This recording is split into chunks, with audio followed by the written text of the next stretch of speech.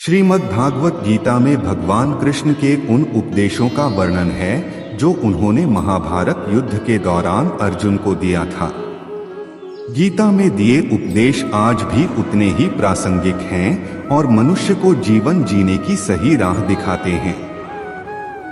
माना जाता है कि गीता की बातों का अनुसरण करने से जीवन बदल जाता है और व्यक्ति को हर काम में सफलता मिलती है।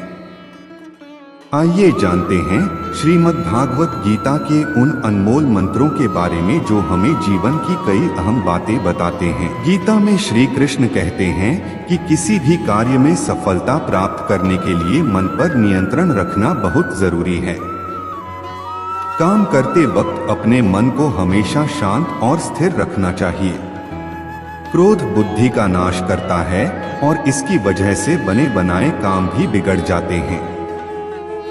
इसलिए मन को शांत रखने का प्रयास करें।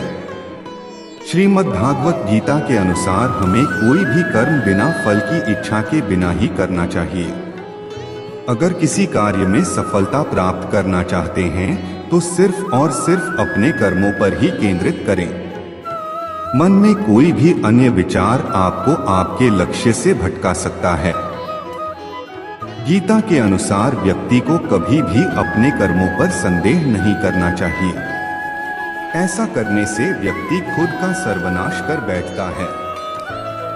इसलिए सफलता प्राप्त करना चाहते हैं तो जो भी कार्य करें उसे पूरे विश्वास के साथ बिना किसी संदेह के पूरा करें। गीता में श्री कृष्ण कहते हैं, मनुष्य को किसी भी वस्तु के प्रति अत्यधिक लगाव नहीं रखना चाहिए। यह लगाव ही मनुष्य के दुख और असफलता का कारण बनता है।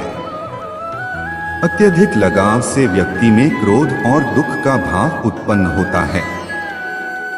इसकी वजह से वह अपने कर्म पर केंद्रित नहीं कर पाता है।